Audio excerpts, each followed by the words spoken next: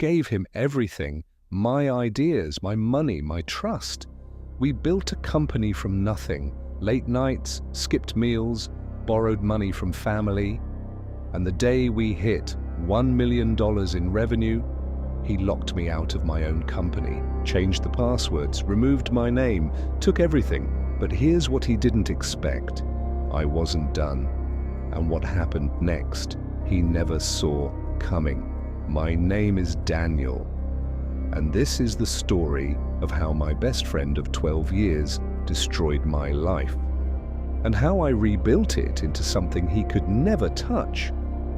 It started back in 2019.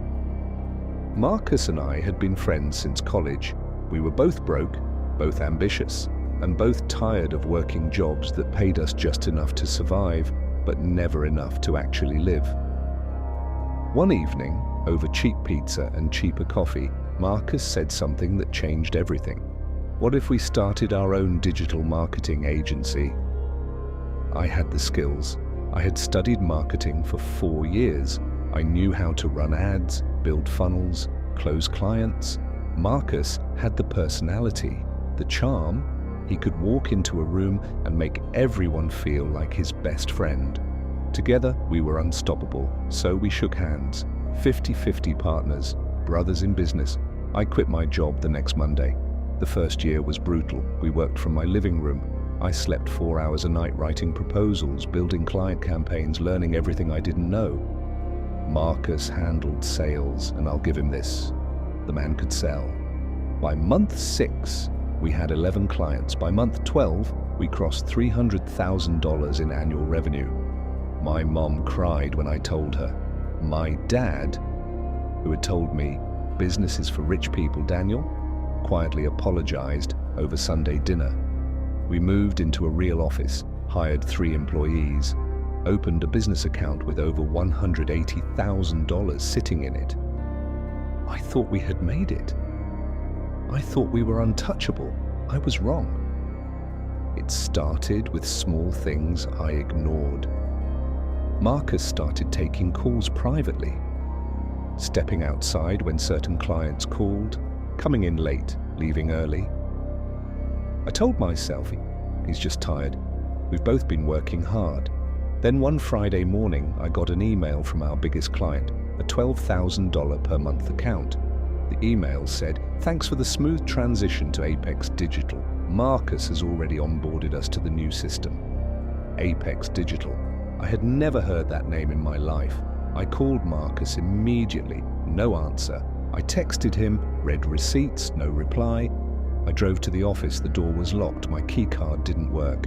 I called our bank. They told me the account signatory had been changed 3 days earlier. $178,000 gone.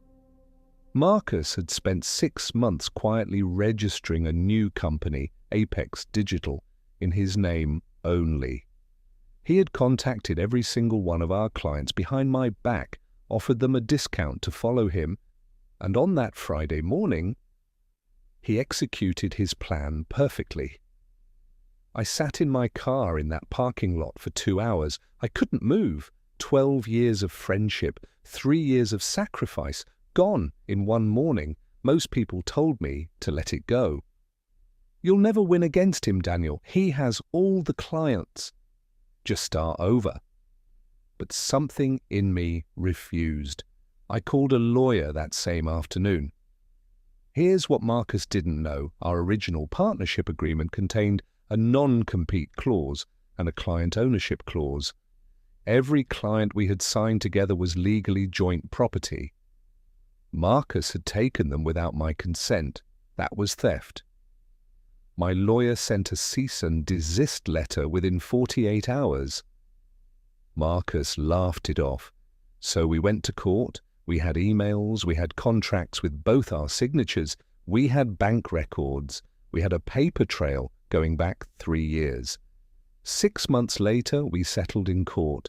Marcus was ordered to pay me $94,000. He had to legally stop contacting 7 of our original clients. And his reputation in our industry? Destroyed. Nobody wanted to work with someone who had stabbed his own partner in the back. Within a year, Apex Digital had lost 80% of its clients. Today, 3 years later, I run my own agency. Last year, we crossed $2.1 million in revenue.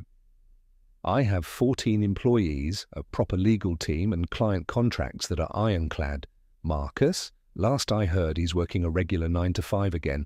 The moment he locked me out of that office, he thought he had ended my story. But it turns out that morning was just the beginning of the real one. If you're going through something similar right now, document everything. Get a lawyer early.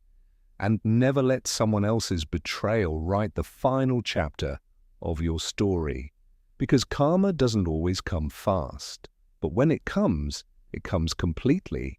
If this story hit close to home, drop a comment below. And if you want more stories like this every week, subscribe. Because next week's story is even more unbelievable than this one.